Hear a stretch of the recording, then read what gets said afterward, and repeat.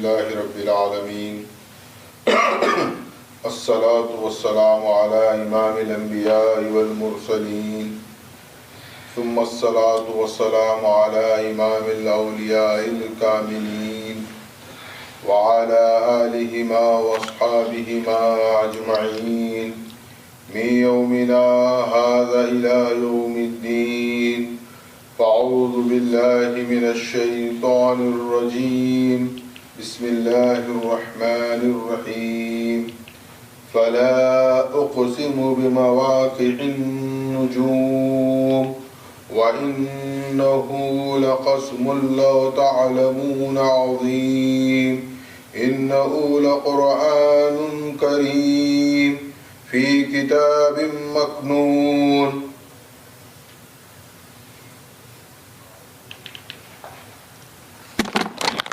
لا يمسه إلا المطهرون تنزيل من رب العالمين.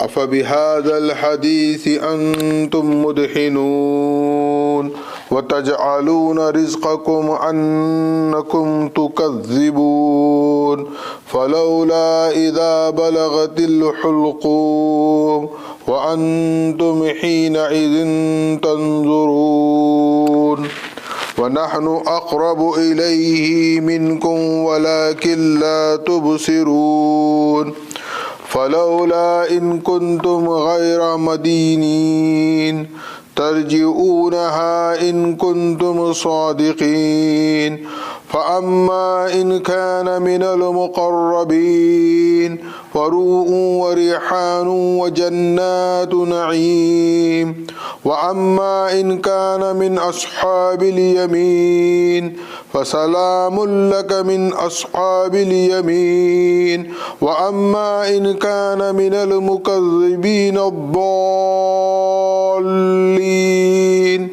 فنزل من حميم وتسلية جحيم إن هذا لهو حق اليقين فسبح باسم ربك العظيم. اما بعد، یہ سورہ واقعہ کے آخری آیات جس کی تلاوت کا شرف حاصل کیا گیا ہے. پروردگار عالم اس مضمون کا آغاز قسم سے فرما رہا ہے کہ فلا اقسم بمواقع النجوم، پس قسم ہے اس مقام یا اس موقع یا اس جگہ کی جہاں پر ستارے ڈوب جاتے ہیں. وَإِنَّهُ لَقَسْمٌ لَوْ تَعْلَمُونَ عَظِيمٌ، اور بے شک یہ بہت بڑی قسم ہے جس کو تم نہیں جانتے. قرآن مجید کے نزول کا اگر پس منظر ہمارے اذہان میں محفوظ رہے تو میں سمجھتا ہوں کہ یہ دو آیات سمجھنے میں ہمیں بہت سی آسانی مہیا ہوگی. پہلی چیز، فلا اقسم بمواقع النجوم میں یہاں پر لا کو بعض مفسرین نے حرف زائد قرار دیا ہے، جبکہ قرآن مجید فرقان حمید میں کوئی لفظ زائدہ نہیں ہے، یعنی کوئی ایکسٹرا ورڈ اللہ نے قرآن میں بیان نہیں فرمایا. چنانچہ خلیفۃ اللہ حضور میرا سید محمد مہدی موعود علیہ الصلاۃ والسلام یہ ارشاد فرماتے ہیں کہ قرآن مجید میں حرف زائد نہیں ہے. پھر اگر یہاں پر اس آیت مبارکہ میں فلا اقسم میں فلا کے بعد اقسم یعنی جب میں قسم کھاتا ہوں یہ منفصل مانا جائے گا تو یہاں پر یہ سمجھا جائے گا کہ یہ حرف لا زائد ہے، جبکہ یہ لا منفصل نہیں ہے بلکہ متصل ہے. چونکہ عربی زبان میں پنکچویشن نہیں ہوتا، وہاں عربی میں کوئی ورڈ کے بعد کاما نہیں لگایا جاتا. چنانچہ یہاں پر اللہ تعالیٰ فرما رہا ہے پس میں قسم نہیں کھاتا، اس کے ایک معنی یہ بھی ہوں گے، لیکن جہاں متصل مانا جائے گا وہاں پر یہ معنی اخذ ہوں گے کہ میں ضرور قسم کھاتا ہوں۔ کس بات کی اللہ قسم کھا رہا ہے؟ اس مقام کی، اس مواقع کی، یعنی اس مقام ظرف کی جہاں پر ستارے ڈوب جاتے ہیں۔ یہ علم فلکیات سے متعلق ہے کہ اب یہاں پر ہم اگر جتنی بھی بات کریں گے، میں سمجھتا ہوں کہ صرف اور صرف ہمارے لیے یہ رہے گا کہ اس کی کوئی نہ بات اختتام پر پہنچے گی، اور یہ صرف بات ہی رہے گی، چونکہ یہ قرآن مجید کی آیات متشابہات میں ہیں۔ علم فلکیات، جدید سائنس جو آج اس مقام پر پہنچی ہے، ان کے پاس بھی کوئی حتمی جواب نہیں ہے کہ کتنے گلیکسیز ہوں گے، کیا یہ نظام کائنات ہے، یہ ستارے کہاں ڈوبتے ہیں اور ان کا کیا معاملہ ہے، لیکن ہمیں یہ یقین رکھنا ہے، یہ ہمارا ایمان ہے کہ پروردگار عالم فرما رہا ہے کہ میں اس جائے وقوع، جائے مقام کی قسم کھا رہا ہوں جہاں پر میں ستاروں کو ڈباتا ہوں، ستاروں کو میں وہاں پر لے جا کر ختم کر دیتا ہوں۔ تو یہ یقین ہونا چاہیے کہ بے شک اللہ رب العزت اس پر قادر ہے اور یہ کرتا ہے اور کرتا رہے گا۔ اس کے لیے کتنا بھی کوئی ماہر فلکیات ہو جائے، وہ بھی ایک مقام پر آ کر سکوت اختیار کر لیتا ہے۔ اور اللہ رب العزت یہ بھی فرما رہا ہے وَإِنَّهُ لَقَسْمٌ لَوْ تَعْلَمُونَ عَظِيمٌ، جبکہ بے شک یہ بہت بڑی قسم ہے، تم نہیں جانتے۔ گویا یہ ہمارے علم سے ماورا کی بات ہے، لیکن یہ ماننا ضروری ہے کہ پروردگار عالم نے نظام فلکیات میں اپنی قدرت کا وہ شاہکار اور وہ مظاہرہ ضرور فرما رہا ہے کہ ایک جگہ، ایک مقام ایسی ہے جہاں پر اللہ ستاروں کو ڈباتا ہے۔ اس کے علاوہ دوسرے بات جو کہ اب بات آ رہی ہے قرآن مجید کی، اللہ فرما رہا ہے انہ لقرآن کریم، چونکہ نزول قرآن سورہ جن میں پروردگار عالم نے اس کی تفصیل کو بیان فرمایا ہے کہ جب نزول وحی کا معاملہ تھا، جو دور نزول وحی کا زمانہ ہے، پروردگار عالم نے اجنات کو وحی کے نزول سے دور رکھا اور قرآن کے نزول کو محفوظ فرمایا۔ چونکہ اجنات کا یہ معاملہ ہوتا ہے کہ جو احکامات پروردگار عالم ملائکہ کو دیتا ہے زمین کے لیے، وہ اپنی قدرت سے، اپنی طاقت سے اسے اچک لیتے ہیں، یعنی معلوم کر لیتے ہیں، اور پھر وہ کاہنوں کو پہنچاتے ہیں، جس کے تحت ایک بہت بڑا کاروبار وجود میں آتا ہے۔ لیکن نزول قرآن کے موقع پر اللہ رب العزت نے یہ حفاظت کا انتظام فرمایا کہ جب جبرائیل امین قرآن مجید فرقان حمید لے کر نازل ہوتے تو ان اجنات کو اس کے قریب بھی پھٹکنے کا موقع نہیں ملتا، بلکہ سورہ جن میں اللہ نے فرمایا کہ ہم انہیں شہاب ثاقب سے مارتے تھے، ان پر اللہ ستاروں کو گراتا تھا، اللہ ان کو سزا دیتا تھا۔ لہذا چونکہ بات قرآن کی ہو رہی ہے، لہذا اس پس منظر میں اگر ہم سمجھیں تو پروردگار عالم ان ستاروں کی قسم کھا رہا ہے جہاں پر اللہ ستاروں کو ڈباتا ہے۔ اور پھر اس کے بعد اب یہ قرآن کی عظمت ہے۔ سورہ رحمان کی ابتدا میں 4 آیات تھی، الرحمن علم القرآن خلق الانسان علمہ البیان۔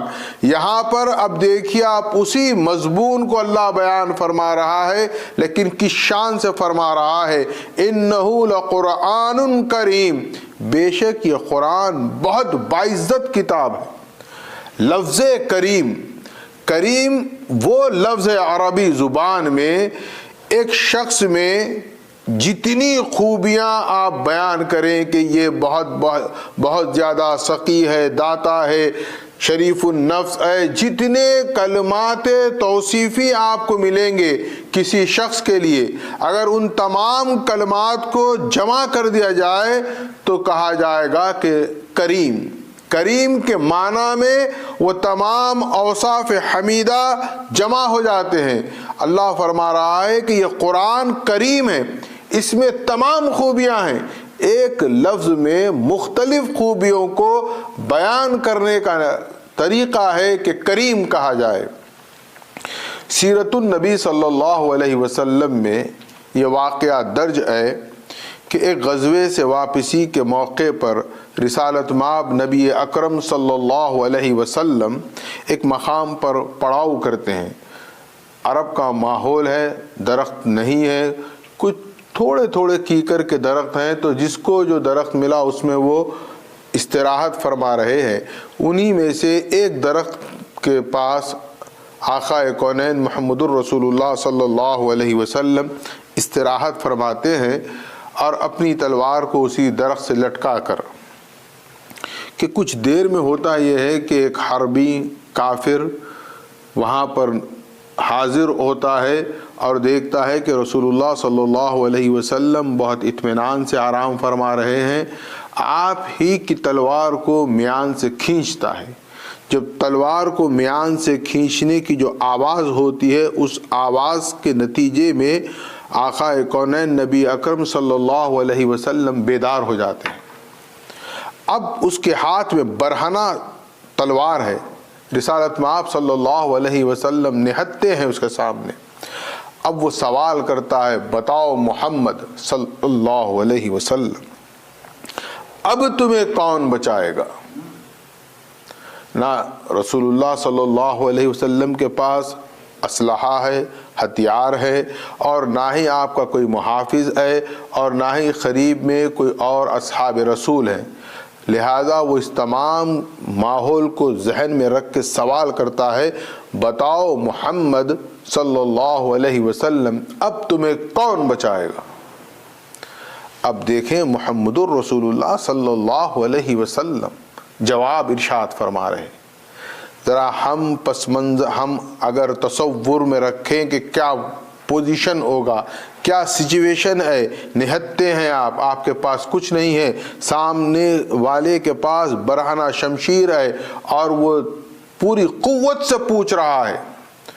اللہ کے رسول ایک جملے میں جواب دیتے ہیں، آپ فرماتے ہیں اللہ۔ وہ اس جواب پر حیران و دنگ رہ جاتا ہے۔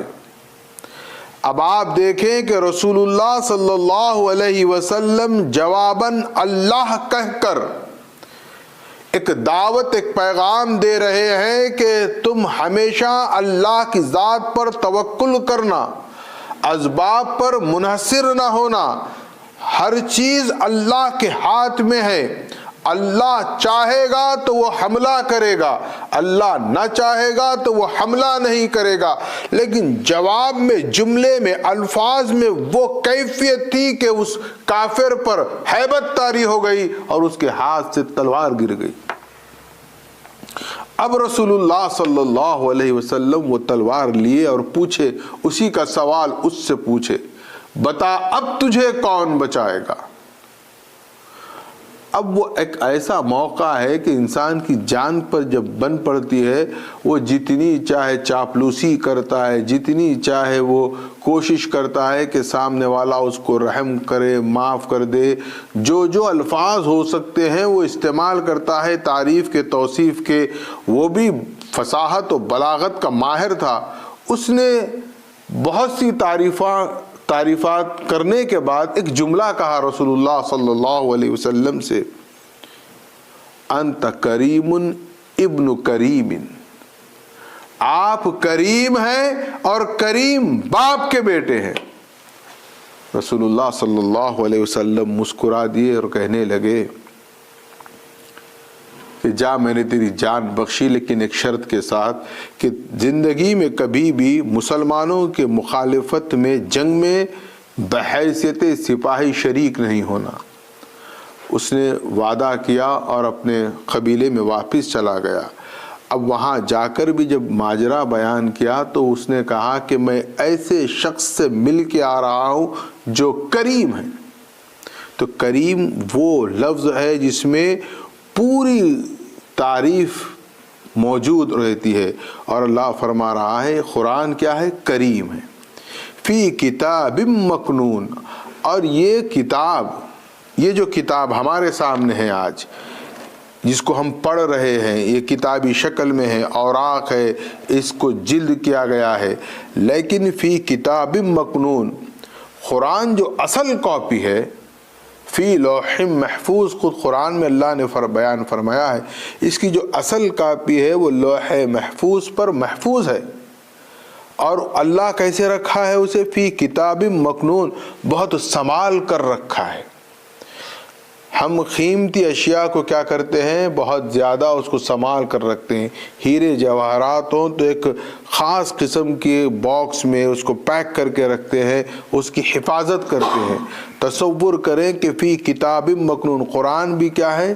اللہ نے اس کو چھپا کر بہت پوشیدہ انداز میں رکھا ہے. لا یمسہ الا المطہرون، لیکن اس کتاب کو صرف وہی چھو سکتا ہے جو پاک ہو، مطہر ہو.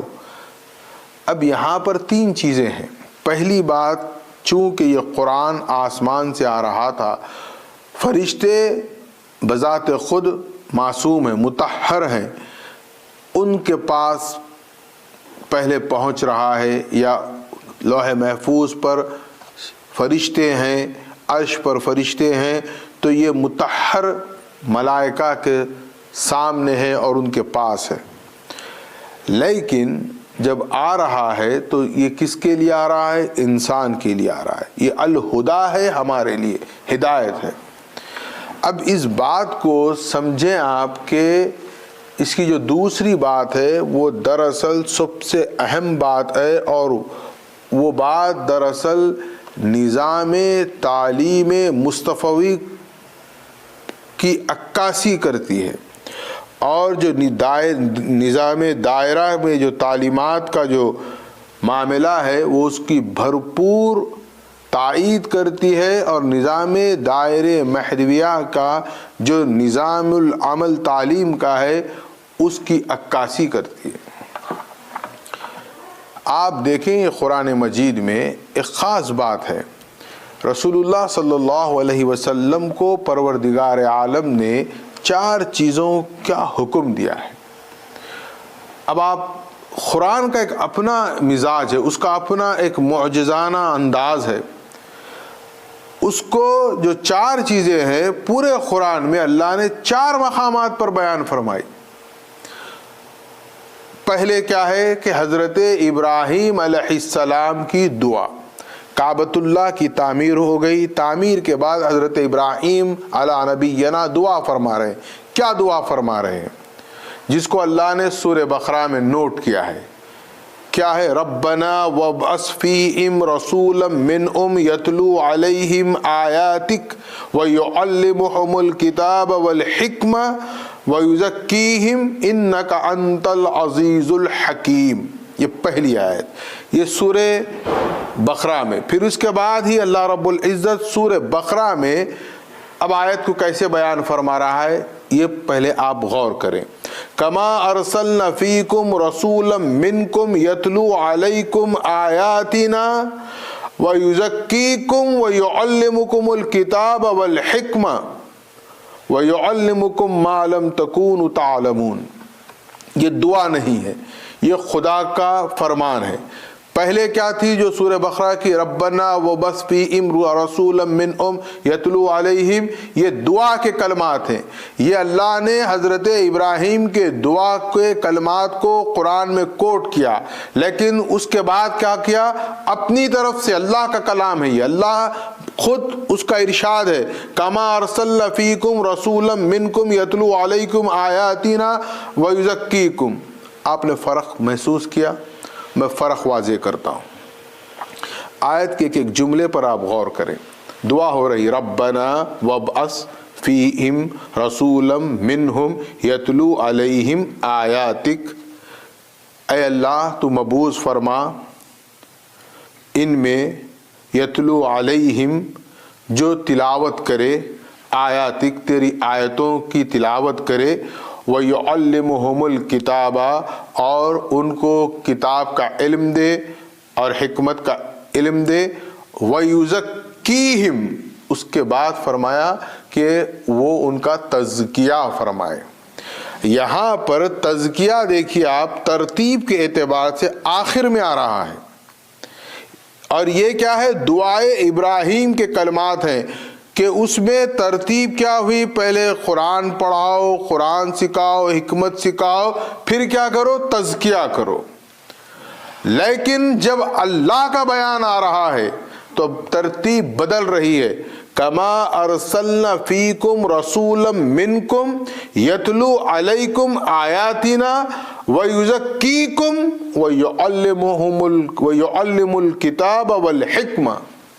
یہاں پر پہلے تزکیہ ہے، تزکیے کے بعد کیا ہے؟ قرآن کا علم ہے، پھر اس کے بعد حکمت ہے۔ اب اس کے بعد آپ دیکھیں کہ اس کے بعد کی آیت میں پروردگار عالم سورہ آل عمران میں بھی اسی بات کو بیان فرما رہا ہے۔ لقد من اللہ علی المؤمنین اذ بعث فیہم رسولا من انفسہم یتلو علیہم آیاتہ ویزکیہم ویعلمہم الکتاب والحکمہ۔ یہاں پر بھی تزکیہ مقدم ہے۔ اسی طرح پھر اس کے بعد جو چوتھی آیت ہے وہ سورۃ الجمعہ کی آیت ہے، اس میں اللہ فرما رہا ہے هو الذی بعث فی الامیین رسولا منہم یتلو علیہم آیاتہ ویزکیہم ویعلمہم الکتاب والحکمہ۔ یہ چاروں آیتوں میں ایک آیت ہے دعائے ابراہیم، اس میں کہاں ہے؟ تزکیے کو انہوں نے آخر میں بیان کیا، لیکن جب اللہ اپنا اسٹیٹمنٹ دے رہا ہے، خود اللہ ارشاد فرما رہا ہے، تو اس میں پہلے تزکیہ ہے، پھر علم کتاب ہے اور حکمت ہے۔ چار آیتوں میں ایسا بھی نہیں ہے کہ دو آیت ایک ترتیب پر ہے کہ دو آیت ایک ترتیب پر، ایسا نہیں ہے۔ ایک ہی آیت جو ہے اس میں یہ ہے کہ پہلے علم کتاب ہے، آخر میں تزکیہ ہے، اور وہ آیت کیا ہے؟ دعائے ابراہیم۔ اللہ کا اسٹیٹمنٹ کیا ہے؟ اللہ کا فرمان کیا ہے؟ پہلے تزکیہ پھر کتاب کا علم۔ یہ نظام تعلیم مصطفوی ہے۔ یہ رسول اللہ صلی اللہ علیہ وسلم پہلے قرآنی آیات سنائیں گے، پھر تزکیہ کریں گے، پھر قرآن کا علم دیں گے، پھر حکمت کا علم دیں گے۔ یہ ترتیب ہے۔ اب آپ غور کریں کہ جو دائرے مہدویہ کا جو نظام ہے، تعلیمی نظام، اس کو آپ سمجھنے کی کوشش کریں کہ یہاں پر اللہ اپنے رسول صلی اللہ علیہ وسلم سے فرما رہا ہے کہ تم پہلے آیتوں کو پڑھ کر سناؤ، پھر تزکیہ کرو، پھر کتاب کا علم دو، پھر حکمت کا علم دو۔ لا یمسہ الا المطہرون۔ ہم بہت بڑے عالم بن جائیں گے، عربی کے بہت بڑے شاہکار ہو جائیں گے، عربی گرامر، عربی ادب، دور جاہلیت کے پورے اشعار کا حفظ ہو جائے گا، سب کچھ ہو جائے گا، لیکن قرآن دل میں نہیں اترے گا۔ جبکہ قرآن کیا ہے؟ الہدا ہے۔ قرآن پہنچنا کہاں ہے؟ دل میں پہنچنا ہے۔ ہماری جو صورتحال ہے، ہم آج اگر کسی عالم بنتے ہیں تو یہ سمجھ کر بنتے ہیں کہ ہم لوگوں میں مشہور ہو جائیں، لوگوں میں ہماری دھونس قائم رہے، لوگ ہم سے ڈریں کہ یہ فلاں عالم ہے، علامہ ہے۔ اس قسم سے اللہ فرماتا ہے کہ یہ جو دھونس جمانے کا، شہرت کا، اپنی نفس عزت کے لیے جو علم دین حاصل کرتا ہے، اللہ کے پاس وہ مقبول نہیں ہے، وہ سیدھا جہنم کا ایندھن ہے۔ مہدویت کو خدا را قرآن اور فرامین محمد الرسول اللہ صلی اللہ علیہ وسلم سے اگر آپ سمجھیں گے تو آپ کو مہدویت کی حقیقت سمجھ میں آئے گی۔ ہمارا مسئلہ یہ ہے، ہم آج کے دور میں مہدویت بھی اغیار سے سمجھنا چاہتے ہیں، اور دوسرا ہمارا یہ تماشا ہے کہ ہم ہر بات کو آدھی ادھوری عوام کے سامنے رکھتے ہیں۔ یہ بات مشہور ہے۔ علم حاصل کرنے سے مہدی علیہ السلام نے منع فرمایا، زیادہ سیاہی دیکھیں گے تو دل سیاہ ہو جائے گا، مت پڑھو مت پڑھو۔ اتنا اس کا پروپیگنڈا کیا گیا ہے کہ ہماری قوم میں جہالت کے علاوہ اب کچھ نظر نہیں آتا.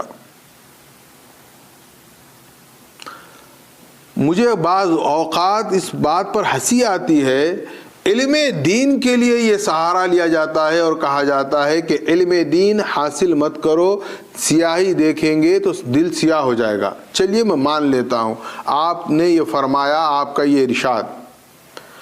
اب علم دنیاوی، علم عصری جب حاصل کر رہے ہیں، ڈاکٹر بن رہے ہیں، انجینئر بن رہے ہیں، لائر بن رہے ہیں، تو کیا وہ سفید سیاہی سے لکھے ہوئے ہیں؟ کیا ان کتب کو پڑھنے سے دل سیاہ نہیں ہو رہا؟ دل سیاہ ہو جا رہا بس علم دین سے. جو لوگ واقع میں یہ مانتے ہیں کہ مہدی علیہ السلام، میں کہتا ہوں نعوذ باللہ مہدی علیہ السلام نے ایسا نہیں فرمایا. اگر آپ کہتے ہیں کہ مہدی علیہ السلام نے فرمایا ہے کہ زیادہ سیاہی دیکھنے سے دل سیاہ ہو جاتے ہیں، اور آپ جب اس کو تسلیم کرتے ہیں تو آپ علم دین کے ساتھ عصری علوم کو بھی پڑھنا پڑھانا چھوڑ دیں، کیونکہ سیاہی تو اس میں بھی ہے. مہدی موعود علیہ السلام کا پیغام، مہدی علیہ السلام کی دعوت، اس کو سمجھیں خدا را. اچھا، اس کے لیے اور ایک مضبوط دلیل یہ دیں گے کہ علم دین حاصل مت کرو. ایک روایت کو بیان کر دیں گے کہ بندگی میاں شاہ نظام رضی اللہ تعالیٰ عنہ ایک موقع پر حدیث کی کتاب کا مطالعہ فرما رہے تھے. مہدی علیہ السلام نے دیکھا اور پوچھا کہ بھائی نظام کیا پڑھ رہے ہو؟ انہوں نے بتایا کہ میں یہ کتاب پڑھ رہا ہوں. مہدی علیہ السلام نے جواباً کہا یہ ابھی وقت نہیں ہے کتاب پڑھنے کا، آپ کتاب رکھ دو. اس سے یہ لوگ جو سیاہ دل والے لوگ ہیں وہ یہ استدلال لیتے ہیں اور کہتے ہیں دیکھو بندگی میاں شاہ نظام کو مہدی علیہ السلام نے کتاب پڑھنے سے منع کیا تھا، لہذا نہیں پڑھنا. اچھا، اب پوری روایت میں آپ کو سناتا ہوں. ایک عرصے کے بعد بندگی میاں شاہ نظام سے مہدی علیہ السلام نے خود دریافت کیا، بھائی نظام وہ کتاب کہاں ہے جس کو تم پڑھ رہے تھے، جس کا تم مطالعہ کر رہے تھے؟ انہوں نے کہا کہ فلاں مقام پر ہے. اب مہدی علیہ السلام نے فرمایا لاؤ اب کتاب کا مطالعہ شروع کرو، کتاب کا مطالعہ شروع کرو. یہ جو روایت ہے اس کو حذف کر دیا جاتا ہے. دین ہمارے حق میں ہو یا ہمارے مخالفت میں ہو، ہمارا ذمہ ہے، ہماری ذمہ داری ہے دین ہم پورا پیش کریں. آدھا ادھورا دین پیش کرنے سے لوگ انتشار کا شکار ہو جاتے ہیں، ایک ہیجانی کیفیت لوگوں پر طاری ہو جاتی ہے. اب یہ باتیں آپ ذہن میں رکھیں. اب اصل لا یمسہ الا المطہرون، اور وربنا وبث فیہم رسولا منہم یتلو علیہم آیاتک، یہ جو آیات ہیں 4 مقامات پر، سورہ بقرہ میں 2 مقام پر، سورہ آل عمران میں اور سورۃ الجمعہ میں، یہ 4 آیات، یہ نظام اللہ نے دیا. آیتوں کے تحت نظام میں یہ بات ہے کہ جو ترتیب ہو کہ کس سسٹم سے ہم پڑھائیں. مثال کے طور پر میں بات کو صاف واضح کرنے کے لیے کہہ رہا ہوں، کیا نظام ہو، پرائمری سیکشن، پھر ہائی اسکول، پھر یہ جو درجات ہیں یہ درجات کیسے ہو؟ اللہ نے نظام دیا. اللہ کے نظام کے مطابق یہ ہے کہ پہلے کیا ہونا ہے؟ یزکیکم، تزکیہ ہونا ہے. قرآن الہدا ہے. قرآن کا میں بہت بڑا ماہر ہوں، عالم ہوں، مفسر ہوں، محدث ہوں، کوئی بھی کچھ بھی دعویٰ کر لے، چونکہ قرآن خود کہتا ہے یضل بہ کثیرا ویہدی بہ کثیرا، یہ قرآن وہ ہے جس سے بہت سے گمراہ ہو جاتے ہیں اور بہت سے کیا ہوتے ہیں؟ ہدایت پاتے ہیں. اور اس میں بھی ترتیب پر غور کریں، اللہ کے کلام کی کیا شان ہے. یضل بہ کثیرا پہلے فرمایا، ویہدی بہ کثیرا بعد میں فرمایا. تو معلوم یہ ہوتا ہے کہ اکثریت گمراہ ہونے والی ہے. کیوں گمراہ ہونے والی ہے؟ چونکہ ان کے پاس قرآن دل تک نہیں پہنچ رہا ہے، حلق پہ آ کر رک گیا۔ اب دل تک قرآن پہنچا نہیں پہنچا یہ کیسے معلوم ہوگا؟ یہ اس کی اپنی شخصیت سے معلوم ہوگا، اس کے اٹھنے سے، اس کے بیٹھنے سے، اس کے بولنے سے، اس کی پوری زندگی سے معلوم ہوگا کہ قرآن اس کے دل تک پہنچا یا اس کے صرف حلق تک پہنچا۔ اور یہ بات ذہن میں رکھیں، علم ظاہر، عربی گرامر، عربی فصاحت، بلاغت، دنیا جہاں کے معلومات، یہ قابلیت کی دلیل نہیں ہے۔ قابلیت کی دلیل ہے آپ کا دل کتنا خدا سے قریب ہے۔ اگر آپ کہتے ہیں کہ عربی زبان جس کو آئی وہ مفسر، وہ محدث، وہ سارا دین جانتا ہے، تو میری نظر میں سب سے بڑا عالم اگر کوئی ہے تو وہ ابو جہل ہے۔ ابو جہل سے ماہر عربی لغت دنیا میں کوئی نہیں ہے۔ کیا اس نے اسلام قبول کیا؟ کیا وہ مومن ہوا؟ کیوں نہیں ہوا؟ علم ظاہر ذریعہ نہیں ہے ایمان کا، دل کی کیفیت کے بدلنے کا نام ہے ایمان۔ اب یہ قرآن جب دل پر اثر کرے گا تب ہم میں تبدیلی آئے گی، ورنہ میں 1000 سال تقریر کرتا رہوں گا، 1000 سال قرآن کی تفہیم کرتا رہوں گا، میرے خود اندر اگر یہ بات نہیں ہے تو بس ختم بات۔ ہم ایک آیت پڑھیں، کوشش کریں کہ ہم خطا کار ہیں، ہم مکمل طور پر بعمل نہیں ہو سکتے۔ ہم دعویٰ کر دیتے ہیں کہ میں بہت بڑا عمل کرنے والا ہوں۔ آج کے دور میں یہ دعویٰ بہت بڑا جھوٹ ہے۔ کوشش تو کر سکتے ہیں، ایک ایک کوشش کریں، چھوٹی چھوٹی چیز کو لے کر، ایک ایک بات کو۔ اب دیکھیں آپ، نظام تعلیم دائرہ، اللہ نے رسول اللہ کو ایک نظام دیا، یزکیکم ویعلمہم الکتاب والحکمہ، یہ سسٹم دیا۔ اب یہ سسٹم پر کس نے دنیا میں امپلیمنٹ کیا ہے؟ وہ ہے مہدی موعود علیہ السلام۔ آپ نے کیا کیا؟ پہلے تزکیہ نفس فرمایا، آؤ اللہ کے ذکر میں بیٹھو، قرآن کے بیان کو سنو۔ مہدی علیہ السلام صبح اور شام یعنی فجر کے بعد اور عصر کے بعد بیان قرآن فرماتے، اور آپ ذکر کی تلقین فرماتے، ذکر میں بٹھاتے، آپ کے دائرے کے لوگ ذکر میں ہوتے، تو ذکر اللہ اور سماعت قرآن اور قرات قرآن سے کیا ہوتا؟ لوگوں کے دل کا تزکیہ ہوتا۔ جب یہ دل صاف ہوگا، تزکیہ ہوگا، جب یہ پلیٹ ہمارا یہ کاغذ کوڑا ہوگا، اب اس پر آئے گا وَيُعَلِّمُهُمُ الْكِتَابَ وَالْحِکْمَةَ، پھر آپ کو حکمت کی تعلیم دی جائے گی، پھر آپ کو قرآن کی تعلیم دی جائے گی، تو راست قرآن کی جو روح ہے وہ روح تک آپ پہنچیں گے۔ ایک چھوٹی سی بات آپ سمجھیں، مہدی موعود علیہ السلام 9ویں صدی ہجری میں آپ کا جو دور ہے، اس سے جو پہلے کا دور ہے، کیسے کیسے مفسر، محدث، کون کون نہیں پیدا ہو گئے۔ آپ جس دور میں ہیں اس وقت بھی وہ لوگ موجود ہیں، وہ لوگ بھی ان کے مطابق قرآن کی تفسیر کر رہے ہیں، قرآن کی تفہیم کر رہے ہیں، خانقاہیں ہیں، مدارس ہیں، علامت الدہرہ ہے، بہت کچھ ہے، سب کچھ ہے، اپنا بازار گرم ہے۔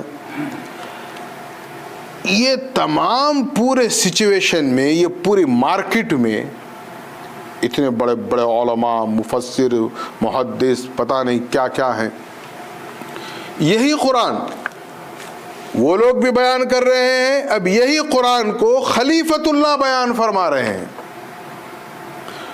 مہدی علیہ السلام کوئی نعوذ باللہ نیا قرآن نہیں لائے، نعوذ باللہ مہدویوں کا کوئی نیا قرآن نہیں ہے، یہی قرآن ہے۔ عالم اسلام میں قرآن ایک ہی ہے، دو قرآن ہے ہی نہیں،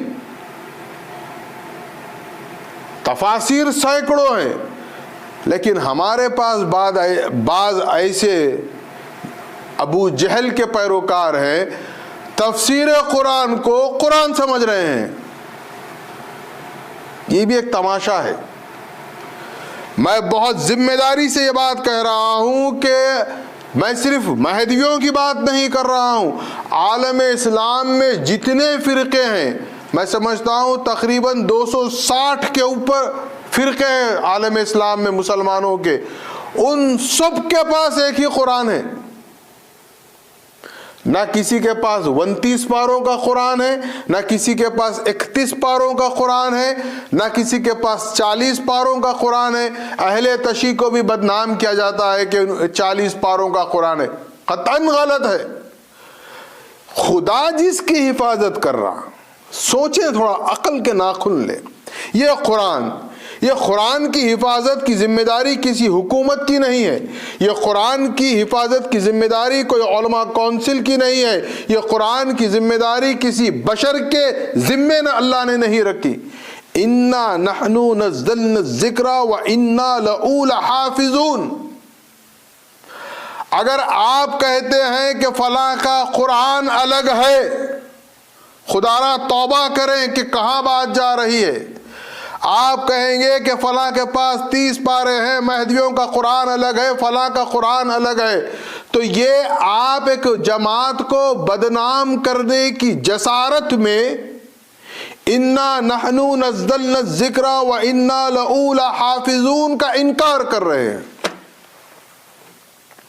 جب خدا ذمہ داری لیا ہے حفاظت کی، ہاں تفاسیر ہر ایک نے ہر زمانے میں کیے ہیں، اس میں معنی میں تحریفات، تفاسیر میں تحریفات، تفاسیر کا اپنا، میں تفاسیر کی بات نہیں کر رہا ہوں۔ پہلے سمجھے خدا کے لیے، قرآن الگ ہے، تفسیر قرآن الگ ہے۔ مسئلہ یہ ہے نہ یہ معلوم نہ وہ معلوم، بس بولنا معلوم، بولیے ضرور بولیے، معلوم کر کے بولیے۔ یہ خدا را قرآن ہے، کوئی مذاق نہیں ہے، اس کی حفاظت کی ذمہ داری اللہ نے لی ہے، اور آج بھی یہ معجزہ موجود ہے۔ آج کتنی ترقی نہیں ہو گئی دنیا میں، ہم دیکھ رہے ہیں۔ 1400 سال پہلے تو یہ ترقی نہیں تھی، لیکن آپ دیکھیں کہ یہ قرآن اپنی جگہ وہی کتاب ہے جو کہ من و عن قلب رسول مکرم پر نازل ہوئی، آج تک وہی ہے۔ اختلافات دنیا بھر کے ہوں گے مسلمانوں میں آپس میں، کوئی کچھ کہتا ہوگا، کوئی کچھ مانتا ہوگا، کچھ بھی ہوگا، لیکن قرآن ایک ہے، خدا را قرآن ایک ہے۔ قرآن کو یہ مت کہو کہ ان کا الگ ان کا الگ، کسی کا قرآن الگ نہیں ہے، سب کا قرآن یہی ایک ہی قرآن ہے۔ لیکن یہ قرآن ہدایت ہے۔ اب یہ ہدایت کے پہنچنے کا جو نظام تعلیم ہے وہ کیا ہے؟ وہ یزکیکم ویعلمہم الکتاب والحکمہ، پہلے تزکیہ ہوگا، دل صاف ہوگا، پھر جب قرآن کا علم دیا جائے گا تو وہ اس کو اثر کرے گا۔ یہ نظام مہدی علیہ السلام کا نعوذ باللہ خود ساختہ نظام تعلیم نہیں ہے، یہ محمد الرسول اللہ کا نظام تعلیم ہے، یہ حکم خدا ہے، اور دلیل قرآن مجید کی 3 آیات 4 آیات ہیں، ایک میں ترتیب الگ ہے، اور وہ ترتیب الگ والی آیت پروردگار عالم کا اسٹیٹمنٹ نہیں ہے، اس کا فرمان نہیں ہے، وہ دعائے ابراہیم کی کاپی کو اللہ نے بیان فرمایا ہے، لیکن 3 مقامات پر اللہ کا فرمان ہے۔ اب شاہ نظام کے واقعے کو اب آپ کو میں سمجھتا ہوں بہتر سمجھ میں آ جائے گا۔ جب پڑھ رہے تھے مہدی علیہ السلام نے کہا مت پڑھو، ذکر کرو، کیا ہوا؟ یزکیکم پر لائے مہدی علیہ السلام پہلے، پھر آپ نے پوچھا وہ کتاب کہاں ہے؟ وہاں آیا وَيُعَلِّمُهُمُ الْكِتَابَ وَالْحِکْمَةَ۔ مہدوی یا مہدی علیہ السلام نے علم کے حصول سے منع نہیں کیا ہے۔ علم جب سے ہم نے حاصل کرنا چھوڑا تب سے ہم پریشان ہیں، ہمارے اندر کی جرت جسارت ختم ہو گئی، ہمت ختم ہو گئی، اور علم دین صرف مرشدین کا کوئی مشغلہ نہیں ہے، علم دین صرف مرشد حاصل کرنا یہ کہیں پر نہیں لکھا ہے، ہر مصدق مہدوی ہر مسلمان کے لیے ضروری ہے کہ وہ علم دین حاصل کرے، معلومات حاصل کرے، ورنہ ہماری جو زندگی کا حال ہے وہ بڑا بے حال ہے۔ مہدی موعود علیہ السلام کے نظام، آپ کا جو طرز عمل یا جو آپ کی تعلیم ہے، وہ تعلیم کو سمجھیں آپ کس قدر واضح طور پر ہمیں خدا سے قریب کیے ہیں۔ لا یمسہ الا المطہرون میں کیا ہوگا؟ جس کا دل پاک ہوگا وہی قرآن تک پہنچ سکے گا۔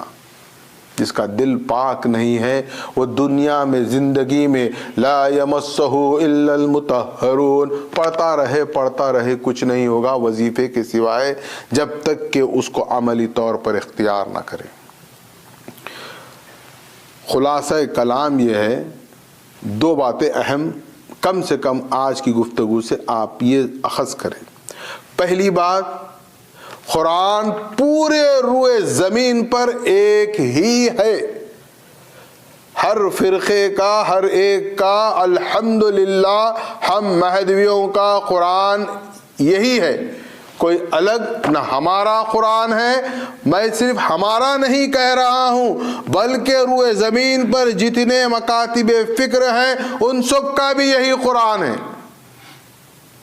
پہلی بات یہ طے کر لیں، اگر آپ کسی بھی ناحیے سے یہ سمجھتے ہیں کہ فلاں کے پاس 40 پارے ہیں، فلاں کے پاس 32 پارے ہیں، فلاں کا قرآن الگ ہے، یہ قرآن الگ ہے کہنا دراصل خدا کی شان میں گستاخی ہے اور قرآن کا انکار ہے، اور قرآن کا انکار کفر ہے۔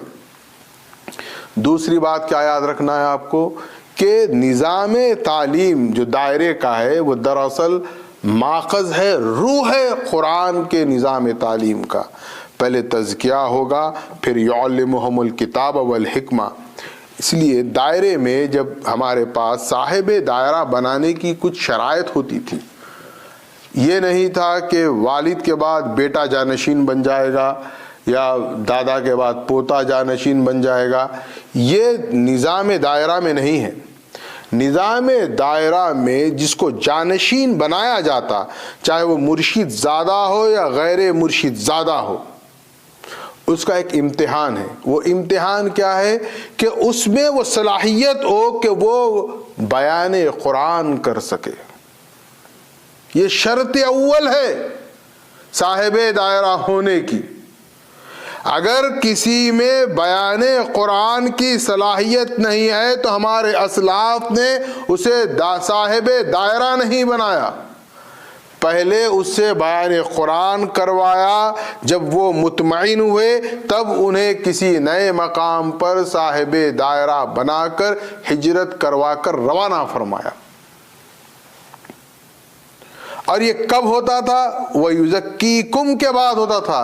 پہلے تزکیہ ہوتا تھا، اس کو نکھارا جاتا تھا، اس کو سنوارا جاتا تھا، اسے خدا کے قرب تک پہنچایا جاتا تھا، اسے اللہ والا بنایا جاتا تھا۔ جب وہ اللہ والا ہوتا تو اللہ کی کتاب کے اسرار اور رموز اس پر منکشف ہوتے تھے، اس میں وہ صلاحیت پیدا ہوتی تھی۔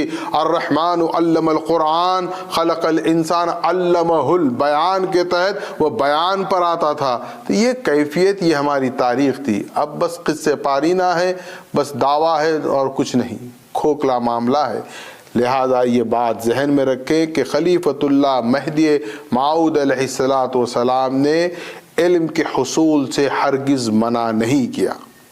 اگر ولو بالفرض ہوتا تو بندگی میاں شاہ خود میر صدیق ولایت رضی اللہ تعالیٰ عنہ کی کتب آج ہمارے پاس نہ ہوتی، بندگی میاں شاہ نعمت رضی اللہ تعالیٰ عنہ کی کتب ہمارے پاس نہ ہوتی، ہمارے دیگر اسلاف بزرگان دین کی کتب ہمارے پاس نہ ہوتی۔ وہ ہم سے زیادہ مہدویت کو جانتے تھے اور انہوں نے دین کو پہنچایا ہے علم کے ذریعے، کتاب کے ذریعے، قلم کے ذریعے۔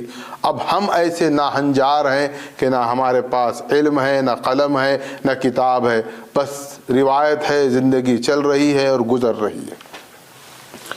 تنزیل من رب العالمین، یہ قرآن کہاں سے آیا؟ اللہ کے پاس سے آیا، اللہ نے قرآن کو نازل فرمایا۔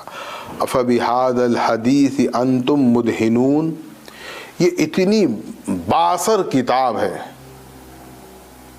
تم اس کو صرف نظر کرتے ہو، تم اس پر کان نہیں دھرتے، تم اس پر غور نہیں کرتے. یہ اللہ تعالیٰ ایک تانے کے طور پر بیان کر رہا ہے. جب اتنی انہ لقرآن کریم فی کتاب مکنون لا یمسہ الا المطہرون تنزیل من رب العالمین، پھر فرما رہا ہے افبہذا الحدیث انتم مدہنون، اور تم اس کو بس یوں سرسری لے لیتے ہو، اس پر توجہ نہیں کرتے، اس کو جذب نہیں کرتے، اس کو اپنے اندر نہیں اتارتے. وَتَجْعَلُونَ رِزْقَكُمْ أَنَّكُمْ تُكَذِّبُونَ. یہاں رزق کے معنی، یہ رزق ہم جو سمجھتے ہیں وہ نہیں ہے، یہاں پر رزق کے معنی ہے نصیب کے. اور ہم ایسے بد نصیب ہو گئے ہیں کہ اس کا انکار کرتے ہیں. انکار کی بھی کئی کیفیات ہے. اب آپ کہیں گے اس سے مطلب وہ لوگ ہیں جو غیر مسلم ہیں. نہیں، اس میں ہم بھی ہیں. ذرا سوچیں،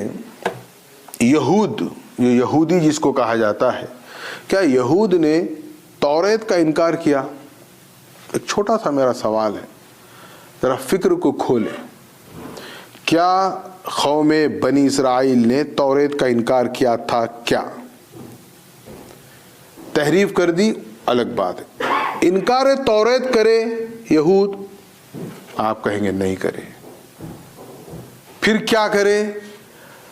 توریت کو موسیٰ اور اللہ کی کتاب تو مانتے ہیں، کتاب مان رہے ہیں، کتاب پر عمل نہیں کر رہے ہیں.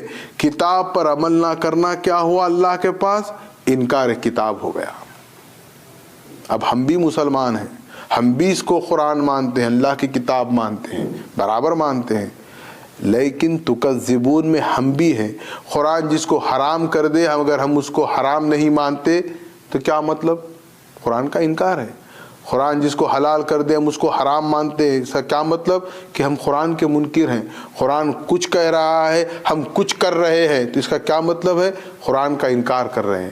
تو ایک صرف مان لینا ایسے ہی، یہ ایک الگ ماننا ہے، لیکن واقع میں اس پر عمل نہ کرنا، اس کی آیتوں کو جھٹلانا، اس کا انکار کرنا بھی انکار ہے. تو اس کو آپ سمجھیں کہ کہیں کیا ہم اس زمرے میں تو نہیں آ رہے ہیں؟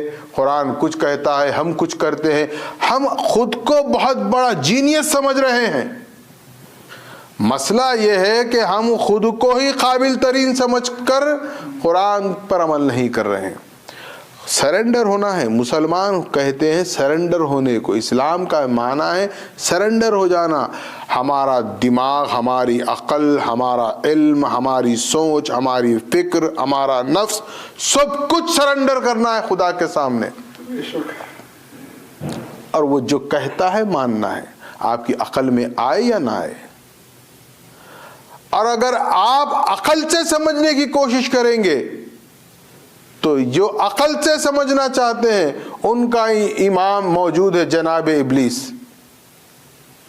اس کا جو نتیجہ نکلا تھا وہی نتیجہ ان کا بھی نکلے گا.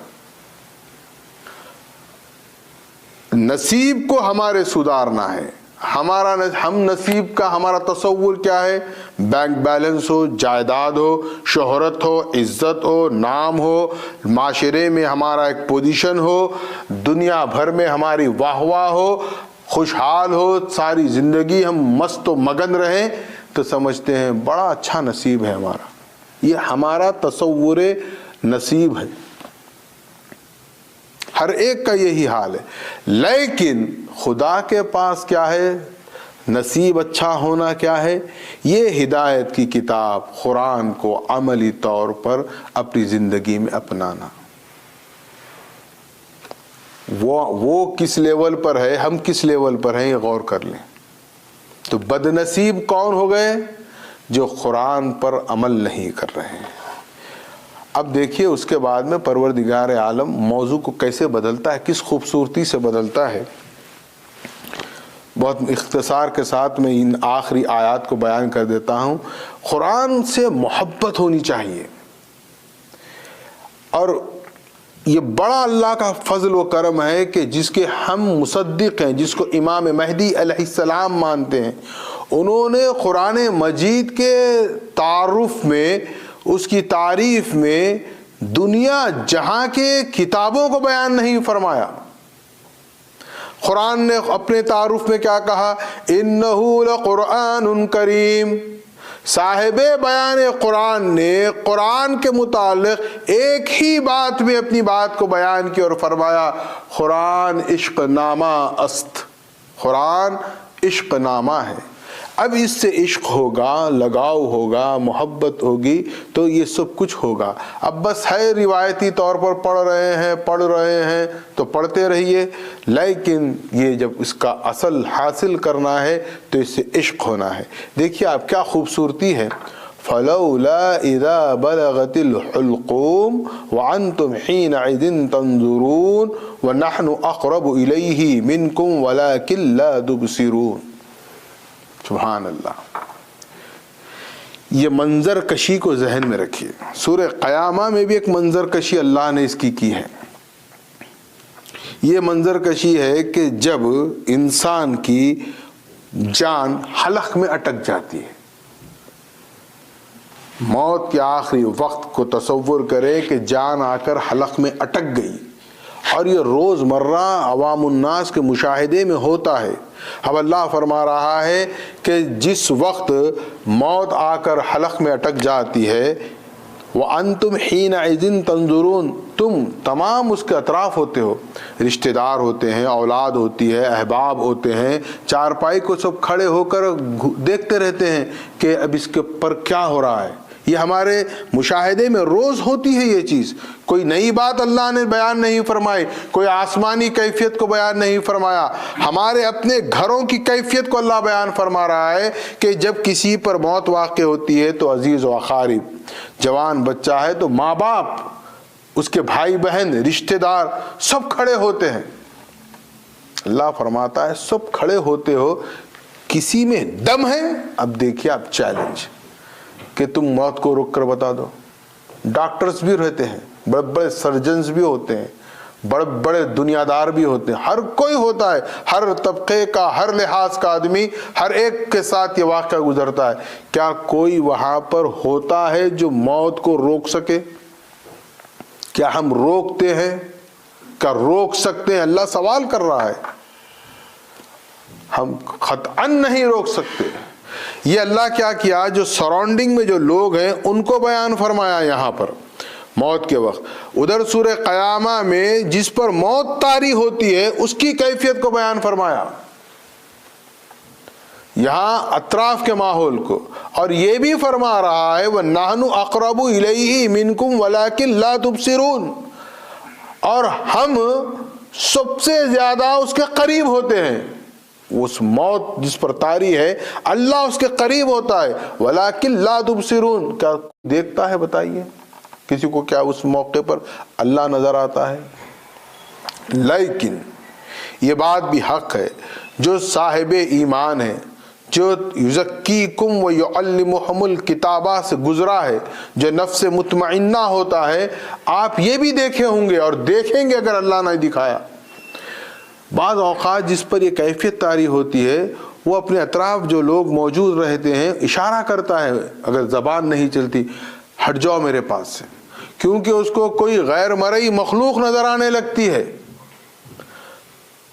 بعض اوقات لوگ کہتے ہیں ہمارے فلاں بڑے نظر آ رہے، انہوں نظر آ رہے، کبھی کچھ، وہ اس کے پاس الفاظ نہیں ہوتے دراصل حقیقت کو بیان کرنے، وہ کچھ بھی کہتا ہے لیکن یہ بات تو طے ہے اس کو کچھ اس وقت نظر آتا ہے اور وہ کہتا ہے، ہم سمجھ نہیں پاتے، ہم کچھ اور سمجھتے ہیں، لیکن قرآن کہہ رہا ہے کہ اس کو اللہ تعالیٰ دکھاتا ہے۔ اللہ سے دعا کریں ہم پر جب موت کا وقت آئے تو اللہ تعالیٰ ہم میں وہ بصیرت عطا فرمائے کہ ہم فرشتوں کو دیکھ سکیں، اللہ ہم پر رحم فرمائے، کرم فرمائے، ورنہ اللہ فرما رہا ہے وہ کیفیات کس قدر ہولناک ہوگی۔ اب یہ کیا ہے؟ قیامت صغریٰ، انسان کی موت ایک موت خود انسان کے لیے قیامت ہے. یہ قیامت کبریٰ، یہ کہکشاں، یہ زمین و آسمان جب بھی تباہ ہوں گے، واللہ عالم جب تباہ ہوں گے، روز محشر برپا ہوگا، قبروں سے اللہ قیام کرے گا، وہ ہوگا یوم قیامہ.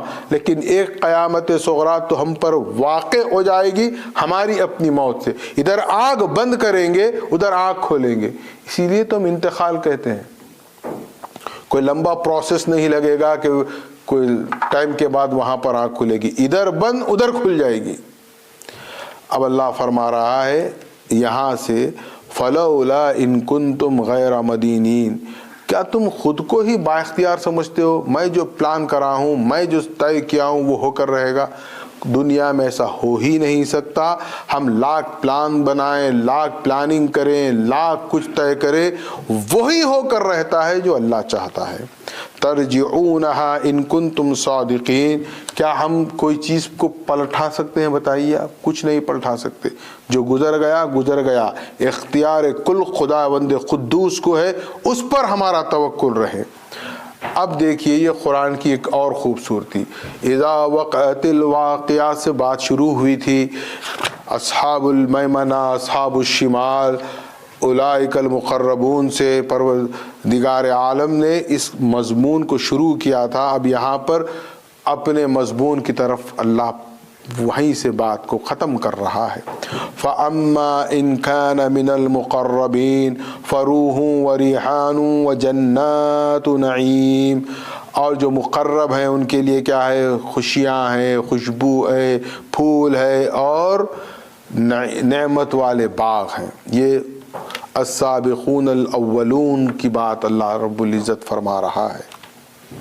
وَأَمَّا إِن كَانَ مِنْ أَصْحَابِ الْيَمِينِ فَسَلَامٌ لَكَ من اصحاب الیمین، اور جو اصحاب یمین ہے، اصحاب المیمنہ ہے، اللہ فرما رہا ہے سلام ہے ان پر، وہ سلامتی سے رہیں گے، ان پر سلامتی ہوگی. تو یہ ان کے نعمتوں کا، ان پر جو اس کی عنایات ہیں اس کو بیان فرمایا. اور ایک اصحاب المشأمہ کا جو طبقہ ہے آخری، اس کو اللہ رب العزت بیان فرماتا ہے. چونکہ وہ کنتم ازواجن ثلاثہ، اللہ نے فرمایا کہ تم 3 گروہ میں بٹ جاؤ گے. ایک ہو گیا فَأَمَّا إِن كَانَ مِنَ الْمُقَرَّبِينَ، ان کے لیے کیا ہے؟ فَرُوحٌ وَرِيحَانٌ وَجَنَّاتُ نَعِيم. اور پھر دوسرا طبقہ ہے وَأَمَّا إِن كَانَ مِنْ أَصْحَابِ الْيَمِينِ فَسَلَامٌ لَكَ مِنْ أَصْحَابِ الْيَمِينِ. تیسرا جو طبقہ ہے وَأَمَّا إِن كَانَ مِنَ الْمُكَذِّبِينَ الضَّالِّينَ، اور جو اصحاب المشأمہ ہیں، جو گنہگار ہیں، خطا کار ہیں، جو جھٹلائے، تکذیب کیے اور گمراہ ہو گئے. اور ان کے لیے کیا ہے؟ فَنُزُلٌ مِّنْ حَمِيمٍ، ان کا آغاز ہوگا، ان کی ضیافت ہوگی تو کھولتے ہوئے پانی سے ہوگی. وَتَصْلِيَةُ جہیم، اور ان کے لیے دہکتی ہوئی جہنم ہے. ان ھذا لہو حق الیقین، یہ کوئی واقعہ قصہ کہانی نہیں ہے، بے شک ہونے والی حق الیقین کے درجے پہ قیامت برپا ہوگی. اور جو جس مقام جس درجے میں ہوگا اللہ اس کے تحت اس کا حساب و کتاب کرے گا. فسبح باسم ربک العظیم، اللہ رب العزت کی اسم کی، اس کے نام کی جو کہ بہت عظیم ہے، اس کی تسبیح بیان کرے. وآخر دعوانا ان الحمد للہ رب العالمین.